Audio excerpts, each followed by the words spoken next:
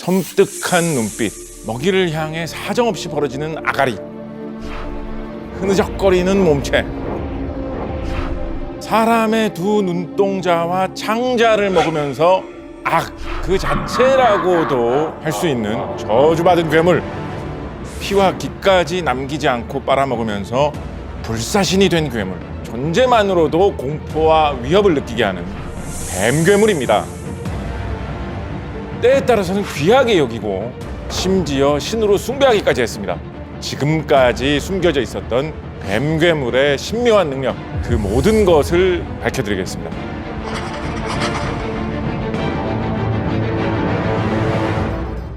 안녕하세요.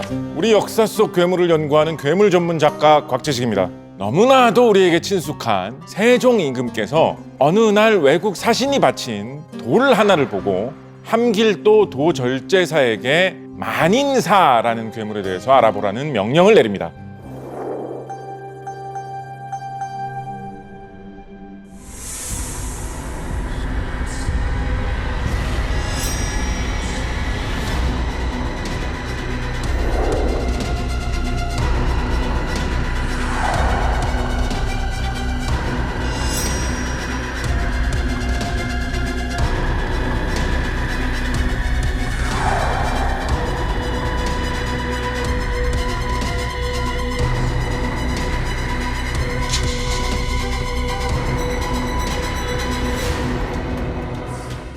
도대체 그 돌이 무슨 돌이길래 세종 임금께서 직접 명령을 내린 걸까요? 그리고 그 돌과 만인사가 어떤 관계인 걸까요? 만인사라는 이름을 들었을 때 어떤 괴물이 상상이 되십니까? 말 그대로 사람 1000명, 10,000명을 잡아먹은 뱀을 만인사라고 하는 것입니다. 만인사는 북방의 먼 지방에 나타나는 뱀으로, 어떤 사람은 이 만인사가 사람의 두 눈과 창자를 먹는다, 이게 물뱀하고 좀 비슷하다라고 말한 사람도 있었거든요. 물뱀 종류가 보통 뱀 중에 좀 큰 뱀입니다. 크기도 상당히 큰 뱀이 아니었을까, 이렇게 추측할 수가 있겠죠. 만인사의 이 뱃속에, 창자 속에 이 뱀이 사람을 여러 명 잡아먹어가지고 1000명, 10,000명 엄청나게 많이 잡아먹으면 사람의 피가 단단하게 엉겨가지고 돌이 되었다라고 하는데, 그런데 이 돌이 어찌나 영험하고 특별한지 이 북방 사람들이 조정에 바치기도 하고, 돌을 갈아서 마시면 고치기 어려운 온갖 병과 골절상이 치료가 된다는 거예요. 천자가 귀하게 여기고 누군가에게 빌려주면 돌려받지 못할 정도라고 한다는 겁니다. 만인사를 잡는 게 정말 어려운 일이기 때문에 이 만인혈석 역시 아주 귀해서 쉽게 얻지 못하는 보물이었다라고 합니다. 이 만 사람의 피로 만들어진 돌, 만인혈석의 힘은 대체 무엇이었을까요? 세종 임금은 허황된 이야기인 것 같다는 생각은 했습니다만, 그래도 워낙에 많은 사람들이 만인사, 만인혈석에 대해서 비슷한 이야기를 하니까 과학적인 의문이 생겼던 거죠. 그래서 함길도 지방, 지금의 함경도 지방을 이야기하죠. 이 지역을 다스리는 도절제사, 나중에 유명해지는 그 김종서에게 물어본 곳입니다. 똑똑한 사람이잖아요. 지방에 떠도는 이야기를 잘 채집을 해가지고 정리를 해가지고 세종 임금에게 보고를 합니다.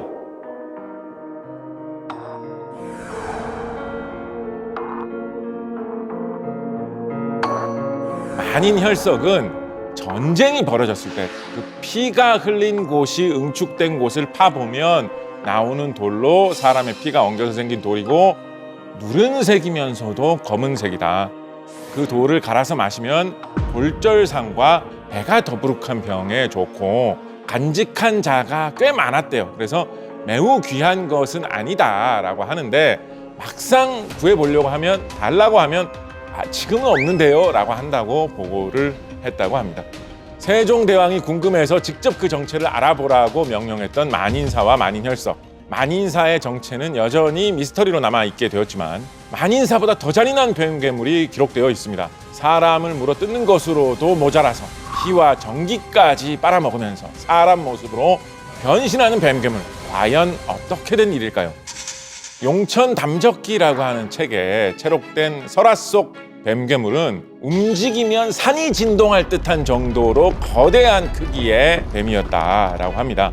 혼자서만 사는 것도 아니고요, 가족이나 무리를 이루면서 굴 속에 둥지를 만들고 사는데 사람을 물어 뜯어서 혈기를 빨아먹으면 사람의 모습으로 변신도 할 수 있었다라고 되어 있죠.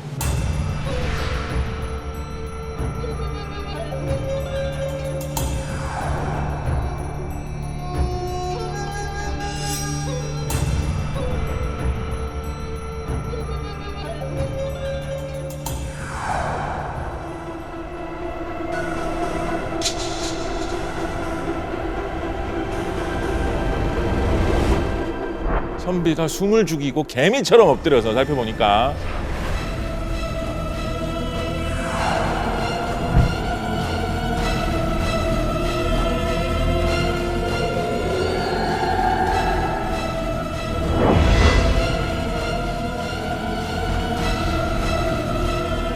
그런데 이 책을 쓴 사람이 천년 묵은 정기라고 언급했을 만큼 죽이는 방법이 굉장히 어렵고 복잡합니다. 과연 무엇이었을까요?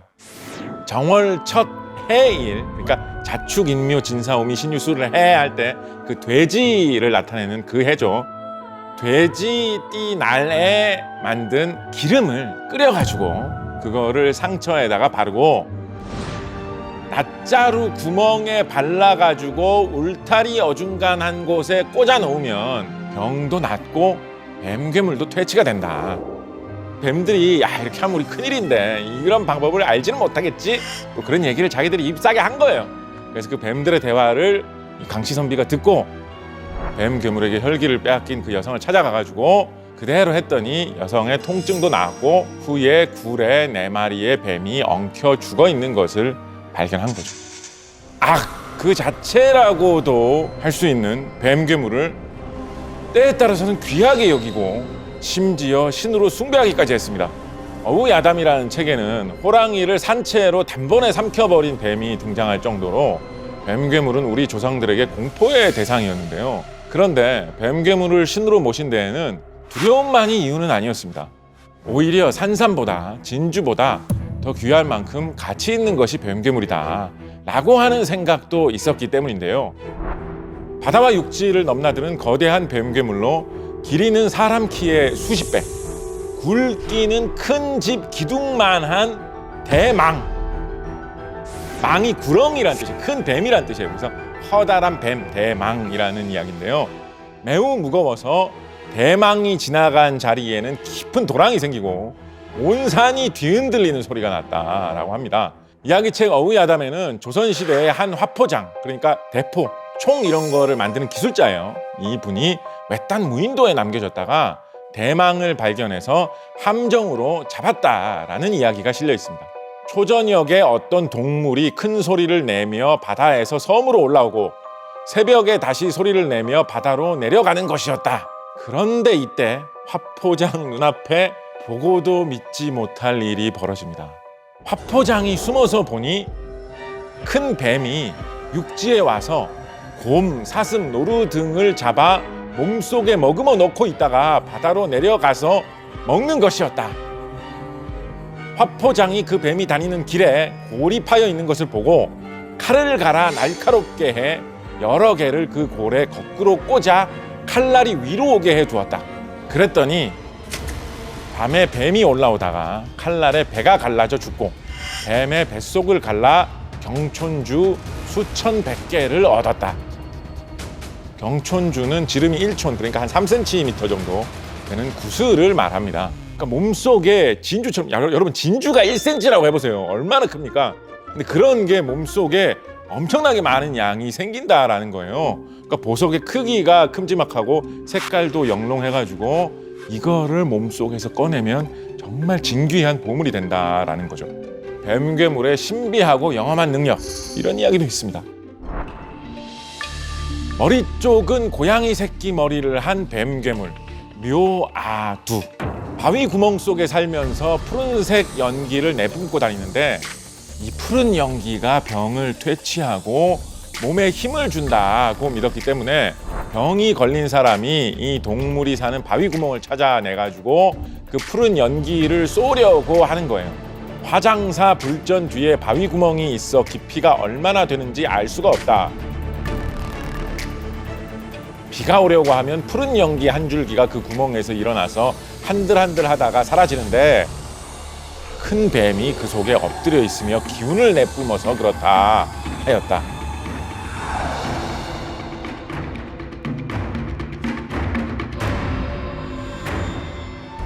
그 뒤로는 중들이 학질에 걸리면 그 바위 구멍에 가서 앉아 있으면 학질이 떨어지므로 이로부터 사람들은 모두 이를 신봉해 왔다.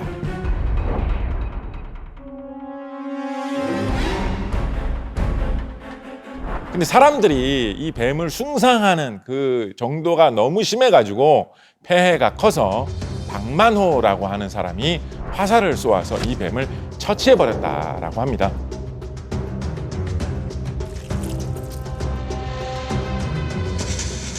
불사와 재생을 상징하는 영물로도 통했던 뱀괴물. 다른 지역보다 특히 제주도에서 뱀을 신앙의 대상으로 삼고 숭배했다라는 옛 기록이 많이 보이는데요. 제주 풍토록을 살펴보면 뱀을 죽인 사람을 향해 다른 지방 사람이니 저럴 수 있다며 제주 사람들은 뱀을 신이라 여겨 죽이지 않는다라고 기록되어 있습니다.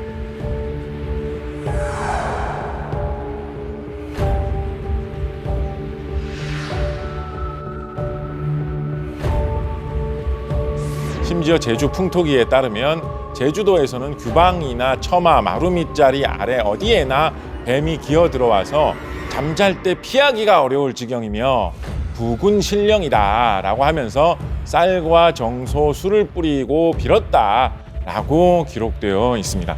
특히나 제주도에서 뱀에 대한 이런 숭배 신앙이 한때 좀 발달했었던 것은 일단 뱀은 겨울잠 자는 동물이잖아요, 그죠? 그래서 뱀은 따뜻한 곳일수록 더 잘 살 수 있어요. 열대 지방에 가면 막 보아뱀 이런 엄청나게 비단뱀, 엄청나게 큰 뱀도 막 살잖아요. 제주도는 우리나라에서 가장 따뜻한 곳이기 때문에 뱀이 잘 살 수 있는 자연 환경을 갖추고 있습니다. 고립된 자연 환경이기 때문에 천적이 생기기가 좀 더 힘들죠. 제주도 사람들의 눈에 뱀이 더 많이 띄었을 거예요. 사실 정도의 차이지 제주도뿐만 아니라 우리나라에서 뱀을 의외로 좀 소중한 그런 동물로 좋게 이야기했던 기록들이 꽤 많이 있습니다. 예를 들어서 뭐 서울이나 경기 지역 전국적으로 많이 유행했던 것 중에 업 또는 업신이라고 해가지고 큰 뱀을 어떤 좋은 신령처럼 생각했던 그런 기록이 있거든요. 업신은 무엇의 신일까요, 여러분? 혹시 아시나요? 여러분 할머니나 할아버지께 여쭤보면 업신 그거 말이지 아시는 분 지금도 계실 거예요. 업신은 재물의 신으로 숭상되었어요. 집에 지붕 같은 걸 수리하고 있는데 수리하다 보니까 지붕 안에 뱀이 한 마리 들어와서 살고 있는 거예요. 옛날에 초가집 같은 경우에는 거기 다 지푸라기로 되어 있으니까 안에 동물 같은 게 와서 살기가 좀 좋거든요. 지붕 안에 사는 뱀이 발견되면 저거 업신이니까 함부로 하면 안 돼. 우리 보살펴야 돼. 이런 식으로 하는 풍속이 거의 전국적으로 퍼져 있었습니다. 혹시 실수로 잘못해가지고 내가 업신을 처치해버렸다. 그러면 집이 쫄딱 망한다. 이런 식으로 조선시대 사람들은 생각하는 풍습이 꽤 퍼져 있었던 거예요. 옛날에는 뱀이 정말 흔했거든요. 뱀이 되게 많았어요. 그렇게 흔한 동물 중에서 잘못하면 사람을 죽게 할 수 있을 정도의 동물이 사실 흔치 않죠. 그렇다 보니까 흔히 볼 수 있으면서도 무서운 동물이다 라고 하다 보니까 숭배할 만하다라는 그런 식의 생각이 생겼기도 하거니와 집에 지붕에 사는 이런 뱀들은 쥐라든가 이런 다른 사람에게 안 좋은 그런 동물들을 없애주는 좋은 역할을 사실은 하는 거예요. 그래서 징그럽다고 해가지고 또 집 근처에 있는 뱀은 무조건 또 처치할 이유는 없는 거거든요. 그러다 보니까 더욱더 좀 뱀을 소중히 여기는 이런 식의 믿음이 전국적으로 퍼지지 않았을까 생각해 봅니다. 머리가 모두 깨져 너덜너덜하고 심지어 목이 잘린 참혹한 모습으로 근처에 있기만 해도 사람들을 죽음으로 이끄는 귀신. 명부에 적힌 대로 죽는 날짜가 되면 시커먼 형태로 나타나 죽음으로 이끄는 귀신. 도망가고 숨어도 끝까지 쫓아가 저승으로 보내버리는 귀신. 이 귀신들이 눈앞에 나타났다면 당신도 저승으로 직행할 수 있습니다. 지금 바로 그 귀신들을 소개해 드리겠습니다. 안녕하세요. 우리 역사 속 괴물을 연구하는 괴물 전문 작가 곽재식입니다. 도망쳐도 소용없다. 계획대로 끝까지 쫓아가서 죽인다. 도피사의. 사의라는 것은 도롱이 옷을 말합니다. 예전에 사용하던 비옷이죠. 그죠? 도피라는 거는 그거를 거꾸로 입었다라는 뜻이에요. 아니 그걸 똑바로 입어야지 비 내릴 때 비라도 막을 수 있을 텐데 그걸 왜 뒤집어 얼마나 이상하겠습니까? 정상적인 그런 사람의 행색이 아니죠. 그죠? 그렇게 도롱이 옷을 이상하게 둘렀다라는 뜻으로 원문에 도피사의라고 묘사되어 있는 귀신, 어떤 귀신일까요? 신비로운 힘이 있어서 사람을 열병을 앓게 해서 죽게 하는 귀신입니다. 또 계획에 따라서 한 집안 사람 모두를 다 죽게 할 수도 있다라고 되어 있죠.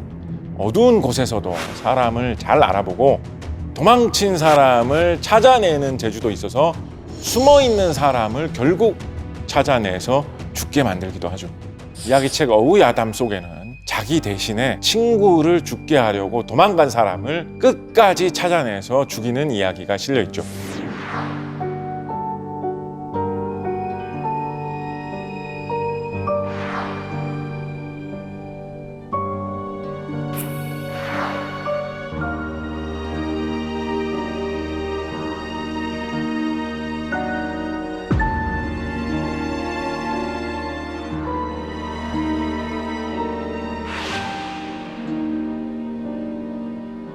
그런데 그러고 나서 권벽이 잠든 사이에 그는 상상도 하지 못했던 뜻밖의 사건이 벌어집니다. 도대체 무슨 일이 벌어지는 걸까요?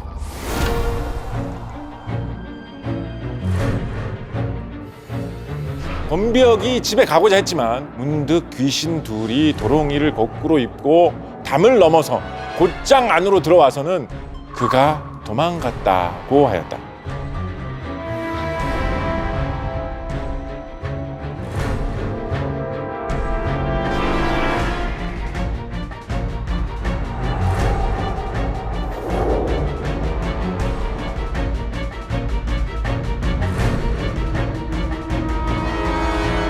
도피사이라고 묘사된 이 귀신이 친구 집안을 모두 병으로 몰살시키려고 했던 거죠. 친구는 그것을 알고 권벽을 자기 대신 죽게 하려고 잘 때 몰래 자신만 도망간 것입니다. 그런데 도피사이 귀신은 이 사실을 알아채고 먼 곳에 숨어있는 친구를 결국 찾아내서 죽게 한 것입니다. 또 이 귀신들이 권벽을 권정승이라고 불렀는데, 권벽은 실제로 조선 중기의 실록 편창 등에서 활발하게 참여한 문신으로 상당히 성공한 사람이었거든요. 권벽이 어릴 때에도 장래에 어떤 사람이 될지 미리 그 운명을 알아보고 있었던 것이죠. 도피사이 귀신이 사람을 죽이려고 계획을 짜고 계획한 대로 끝까지 쫓아가 저승으로 사람을 데리고 간다면 새까만 모습을 한 것이 마치 현대의 우리가 알고 있는 저승사자 모습과 닮은 점이 있는 그런 괴물도 있습니다. 까만 모습으로 머리에 5갈래로 나눠진 뿔이 달려있는 괴물, 생사귀. 조선왕조실록에 배에서 일하는 이결이라는 사람이 꿈에 수양대군이 나타나서 이런 이야기를 했다라는 기록이 있습니다. 생사귀는 머나먼 서천 불국세계라는 곳에 바닷속에 사는 김수앙이라는 사람의 딸인 건물덕의 아이입니다. 건물덕이 이번 경인년에 아이를 낳을 해였는데 이해 3월 초 5일에 과연 아이를 낳았다. 건물덕이 낳은 남자아이는 그 이름을 생사귀라 하고 그 머리와 몸은 흑색이다.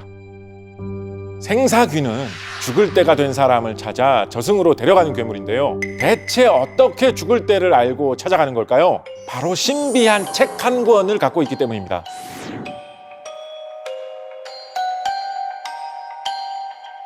조선국 인명총록책, 이 책 본 사람은 없어요. 실제 책이 아니니까요. 그런데 책의 제목으로 보면 조선 사람들 모두의 수명, 목숨에 대한 내용이 전부 다 적혀 있는 그런 신비한 책입니다. 생사귀를 들어오지 못하게 하는 방법도 있는데요. 팔진옥각, 뿔이 8가지를 친 사슴 뿔을 구하고, 흑두호, 검은 여우 머리를 구하고, 대저아, 큰 멧돼지 이빨을 구해서 사방에 묻어 놓으면 그 안으로는 생사귀가 들어오지 못한다. 이 이야기가 엄청 중요하다고 생각을 해가지고 쫙 정리를 해가지고 상부에다 이야기를 한 거죠. 그런데 의금부에서는 이처럼 허황된 이야기를 임금에게 전하려고 한 사람은 죽여야 한다라고 보고를 해서 생사귀에 대한 내용을 올렸는데 성종 임금은 사형은 면하게 해주었다라고 합니다. 어린 시절 오래된 물건을 함부로 손대지 말란 이야기 한 번쯤 들어보시지 않으셨나요? 여기 오래된 나무 한 그루를 잘못 건드렸다가 괴물에게 시달려 죽음을 맞이한 사람들이 있습니다. 얼마나 지독하게 괴롭혔길래 이들은 죽을 수밖에 없었을까요? 고양이와 말을 섞은 듯한 모양으로 커다란 썩은 나무 속 공간에 사는 털이 없는 짐승 목요. 이것을 만나게 되면 불길한 일이 생기고 잘못하면 죽을 수도 있다고 생각했던 괴물입니다. 이익이 쓴 성호사설이라는 책에 기록되어 있죠.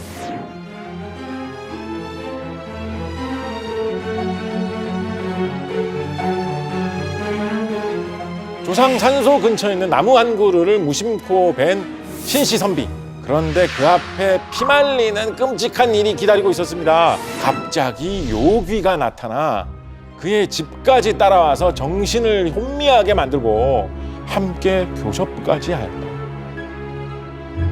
결국 정이 서로 가깝게 되자 그는 병이 생겨서 죽기까지 하였으니 이는 반드시 오래 묵은 여우가 화해서 이런 빌미를 만들었을 것이다. 또 완성군 이만은 전라감사가 되었을 때 그 전주부 안에 있는 고목 한 그루를 베었더니 나무 속이 썩어서 구멍이 생겼는데 흡사 말과 같은 짐승이 들어있었다.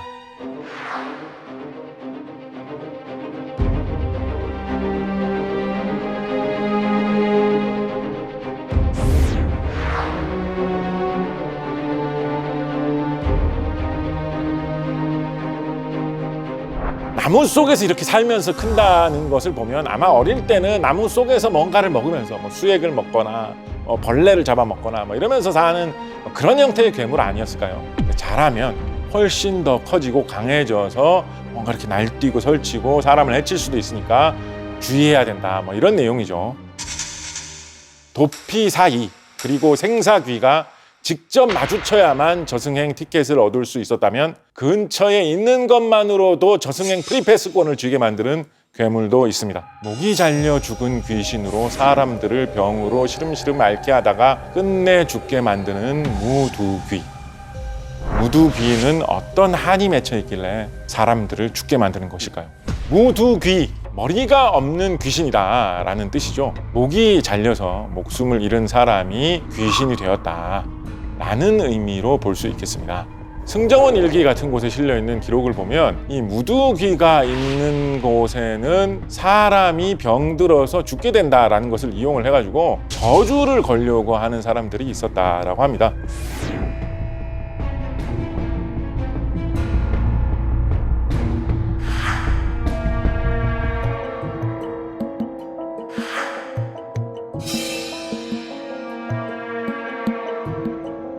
그 근처에 있는 사람은 무두귀의 무서운 힘 때문에 병이 들어서 목숨을 잃게 된다라는 것이죠. 한편으로는 이 무두귀에 관한 이야기가 유행한 것은 어쩌면 병자호란 이후에 슬픈 시대상을 반영한 것인지도 모르겠습니다. 무두귀와 병자호란, 과연 어떤 사연이 얽혀 있는 것일까요? 다쳐서 죽은 사람이 죽을 때의 모습 그대로 귀신으로 나타난다는 식의 이야기는 한국과 중국의 옛 이야기에서 무척 자주 나오는 편입니다. 달천목유록에는 임진왜란 전쟁 중에 죽은 남자 병사 귀신들이 싸우다가 죽을 때의 참혹한 모습으로 나타나는 장면들이 묘사가 되어 있죠.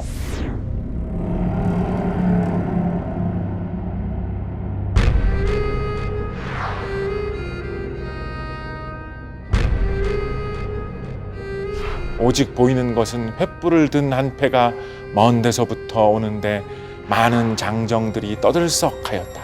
수많은 장정들, 그들의 정체는 과연 무엇이었을까요? 끔찍한 장면이 펼쳐집니다.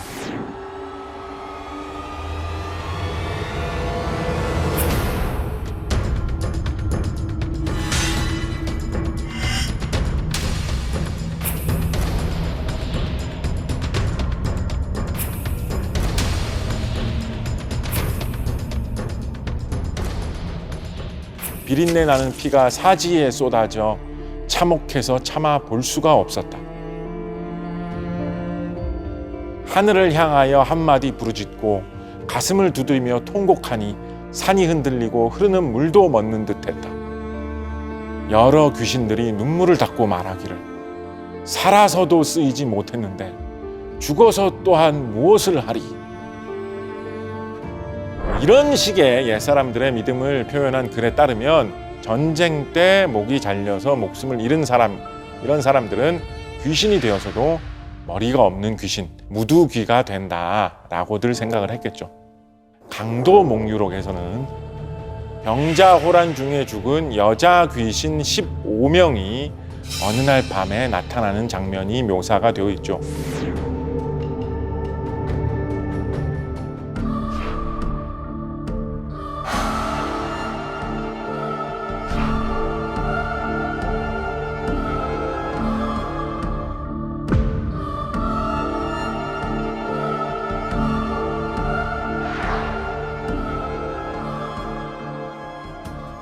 그 참혹한 형상은 차마 볼 수가 없었고 또한 이루다 기록할 수가 없었다.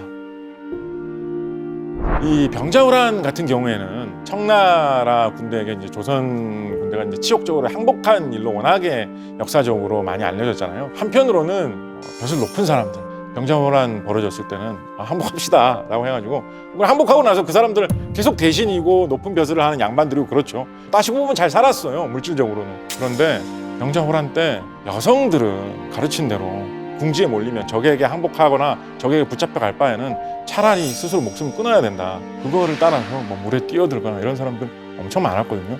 우리는 뭐 선비이기 때문에 목숨을 바치고 어쩌고 그렇게 많이 떠들던 사람들은 다 지금도 살아가지고 뭐 대신이고 벼슬이고 다 하고 있는데 이게 뭐냐 이런 이야기가 되게 많이 나왔었거든요.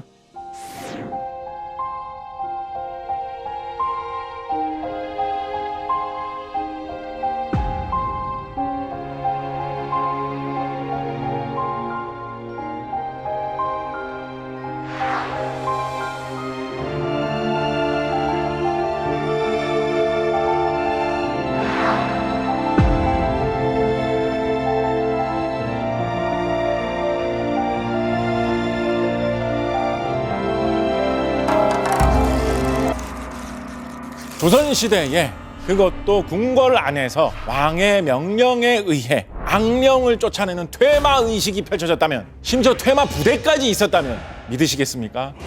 귀신 잡는 해병대라는 말이 있는데 진짜로 귀신 잡는 부대가 있었다는 거예요. 조선의 왕은 대체 어떤 악령을 쫓아내려고 했는지 과연 여기에 사용된 무기는 무엇이었는지 지금 바로 역사 속 미스터리 읽어드립니다에서 밝혀드리겠습니다.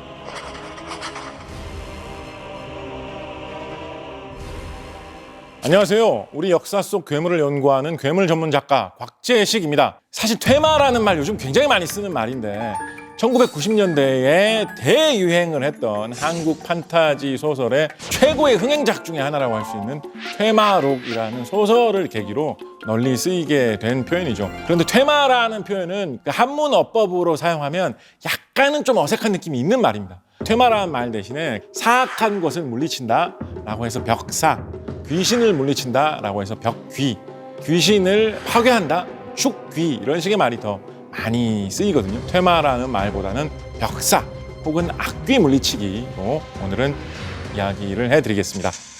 광해군은 창덕궁으로 거처를 옮길 때 궁에 요사스러운 일이 많아 창덕궁에 사악한 귀신이 머무르고 있을까 두려워해서 벽귀법을 사용해 사람들을 놀라게 했다라고 합니다. 벽귀법, 귀신을 물리치는 법이라는 뜻인데요.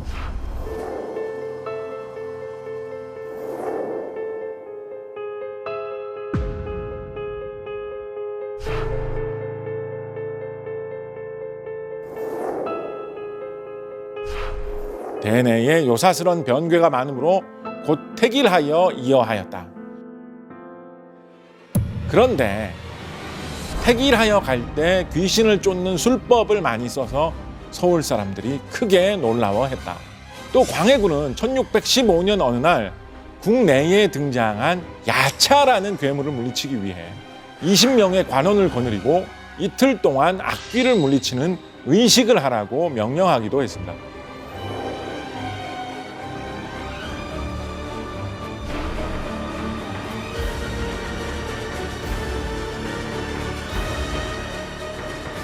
이는 대내에 야차의 변괴가 있기 때문이라고 한다.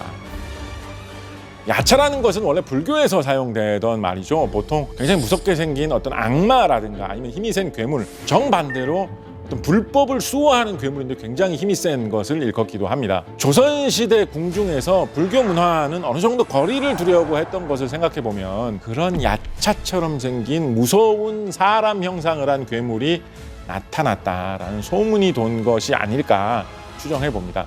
17세기 말에 나온 사전인 역어유해를 보면 버드나무 정기에서 생긴 괴물, 유수정이죠. 한문으로 쓰면 불교에서 말하는 괴물인 야차의 정기에서 생긴 괴물, 야차정, 여우나 살쾡이의 정기에서 생긴 괴물, 호리정, 이거를 다 번역을 해가지고 한글로 돛갑이라고 쓰고 있거든요. 돛갑이, 돛개비죠, 그죠? 돛개비를 한문으로 표기할 때 야차라고 했던 사례가 종종 있습니다. 이걸 보면 돛개비가 궁전에 나타난다라는 이야기를 한문으로 쓰다 보니까 야차가 나타났다라는 식으로 쓰지 않았을까라는 생각도 해볼 수 있겠죠. 그렇다면 광해군이 궁궐에 나타난 귀신들을 물리치려고 행했다고 하는 벽귀법, 무엇일까요? 여기에 사용된 특별한 무기, 무엇일까요? 어디서도 들을 수 없었던 조선시대 악귀 물리치는 의식의 정체를 읽어드리겠습니다. 광해조 일기 앞부분과 조선왕조실록 음력 7월 4일 기록을 보면 알 수 있습니다. 화포장 20명을 관원이 거느리고 귀신의 변고에 이르러서는 화포 20대가 밤마다 쏘아대니 이 무슨 일입니까? 악령을 쫓아내는 무기가 바로 화약, 대포, 총이었던 거죠. 광해군은 신하들에게 명령을 내려서 이틀간 포를 쏘는 행사 내지는 의식을 치르라고 명령을 한 것입니다. 즉 총과 대포를 이용해서 괴물과 귀신을 쫓아내려고 한 것인데 이 행사를 방포사라고 기록하고 있습니다. 그리고 화포장은 비유하자면 악귀를 물리치는 부대 역할을 하던 사람들이다 라고 이야기해 볼 수도 있겠죠. 이 방포사를 하는 방포사 부대의 대원들은 각자 귀신 쫓는 총, 대포 이런 걸 하나씩 들고 밤마다 총을 쏘면서 악귀를 쫓는 의식을 치른 것입니다. 연산군 또한 귀신을 물리치기 위해 종묘에서 화포를 쏘았고 성종실록에는 화포를 쏘는 것이 귀신을 물리친다고 여겼다는 기록이 직접적으로 나오기도 하죠. 동지사 이승소가 아뢰기를 관화는 놀이라고 할 수 없습니다. 격구 같은 것은 놀이에 가까운 것인데도 무예를 시험하는 데 지금까지 행하고 있습니다. 관화는 조종조 때부터 특별히 세시에 개설하여 한편으로는 사기를 물리치고 한편으로는 군무를 익히기 위해서 한 것입니다. 왜 하필 불꽃놀이를 해서 악귀를 이렇게 물리치려고 했느냐? 여러분 행사할 때 폭죽이라는 거 쓰잖아요. 폭죽. 폭죽이 무슨 뜻이에요? 폭은 뭐 폭탄 이런 데 쓰이는 터뜨리는 뜻일 거고 폭죽의 그 죽자는 대나무 죽자입니다. 고대 중국에서부터 불 속에 대나무를 집어넣어가지고 터뜨리면 빵 터지는 소리가 난다 라고 해서 그것을 폭죽이라고 불렀고 터지는 소리에 놀라서 귀신이나 악귀가 도망간다 라는 생각이 있었어요. 근데 기술이 개발돼가지고 화약이 만들어지니까 화약은 불에다가 집어넣으면 훨씬 더 큰 소리를 내죠. 그죠? 이게 폭죽보다 훨씬 더 화끈할 것 같은데 라고 해가지고 귀신 악귀를 물리치는데 화약을 이용한 도구를 사용하게 된 것이죠. 더군다나 조선시대에서는 실용적인 목적으로도 이 행사를 했었는데 궁중 사람들이 많이 모여가지고 잔치하듯이 그런 행사를 하거든요. 외국에서 온 사람들, 외국 사신들 다 불러 모아가지고 행사를 하는 거예요. 특히 조선 초기 때는 그 행사를 하면서 화약을 엄청나게 사용해가지고 어마어마하게 화려한 규모로 굉장히 거대하게 불꽃놀이를 했다라고 합니다. 외국 사람들이 보고 조선에는 함부로 쳐들어가면 진짜 국물도 없겠구나 라는 것을 과시하기 위한 그런 효과도 컸다라고 이야기할 수 있겠죠.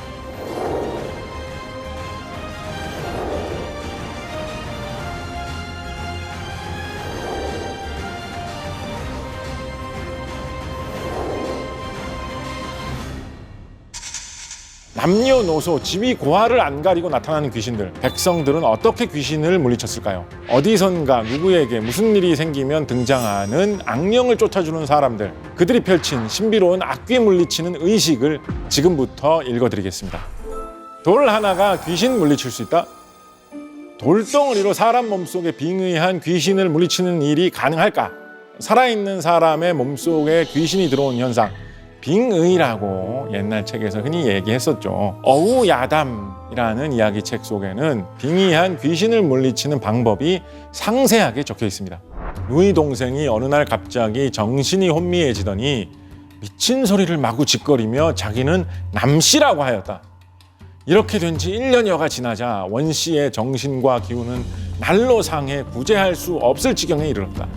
하루는 수염과 눈썹이 하얗게 센 한 장부가 대청으로 내려와 말했다. 나는 너희 집안의 선조이니라. 내 자손이 귀신에 씌었다는 말을 듣고 너에게 좋은 처방을 알려주려 왔다. 수염과 눈썹이 하얗게 센 장부. 상상만으로도 미스터리한 존재 같죠. 그가 말한 좋은 처방이란 무엇일까요? 원사아는 동생을 살리기 위해 아주 까다롭고 어려운 여정을 떠나게 됩니다. 여주와 원주의 경계에 우만이라는 강이 있다. 강 가운데로 수십 보 들어가면 자수정이 있을 것인데 길이가 두어 촌에 폭이 한 촌쯤 되는 것이 수십 개 있을 것이다. 이것은 경귀석이라고 하는 돌인데 암컷과 수컷이 있다. 지금 네가 얻어온 곳은 암컷이다. 애석하구나. 네가 처음 갔을 때 둘 다 얻어왔어야 했는데. 하지만 이 돌의 영험함은 비할 바가 없으니 온갖 귀신들이 그림자만 보고도 달아날 것이야. 의당 옷에 허리띠에 차고 잠시도 몸에서 떼지 말도록 하거라. 다른 사람들이 혹 구하더라도 삼가고 주지 말아야 한다. 이로부터 원 씨가 밤낮으로 이 돌을 차고 있자 그 귀신은 문 밖에 와서 서성대다가 결국 들어오지 못하고 이내 2번 다시는 오지 않았다. 원사아는 장부의 말에 따라 암컷 경기석을 구해왔고 결국 동생을 귀신으로부터 구하게 되었다고 합니다. 조선시대 왕실도 피하지 못한 뼈가루 저주. 그러나 부적 하나면 사악한 뼈가루 저주로부터 벗어날 수 있습니다. 과연 그 신비롭고 영험한 방법은 무엇일까요? 좌랑 김 의원의 조카 집안 사람들이 모두 요사스러운 질병에 걸리자 황철에게 낫게 해달라고 청하였다. 황철이 말했다.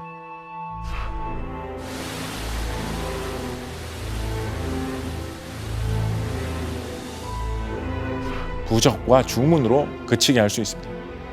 과연 부적과 주문만으로 가능할까요? 대체 그 방법은 무엇일까요? 이에 붉은 부적을 벽에 붙이고 주문을 3번 외우자 반딧불이 집안에 가득하더니 담장 귀퉁이로 날아가 모여 한 덩어리를 이루었다. 시절이 겨울이라 반딧불이 없을 때이기에 집안 사람들이 모두 이상하게 여겨 불을 켜고 보니 뼈가루가 모두 모여서 하나의 두개골을 이루고 있었다. 드디어 깨끗한 땅에 그것을 묻으니 이로부터 모든 사람의 병이 나았다. 황철은 귀신들도 학을 떼고 도망갈 만한 부적법부로 귀신들을 물리치고 사람들의 병을 말끔하게 고쳐냈다라고 하는 전설이 나와 있는 것이죠. 한국의 전통 민속놀이 하면 어떤 게 떠오르십니까? 신라 시대 때부터 이어져 내려온 우리 고유의 민속놀이가 귀신을 물리치는 의식이라면 어떨까요? 사자춤은 신라 때부터 지금까지 전문적인 연희이자 민간의 민속놀이로 전승되어 왔는데요. 이마필기에 따르면 이것은 악귀를 물리치고 병사를 가져오는 벽사진경의 기능을 해왔습니다.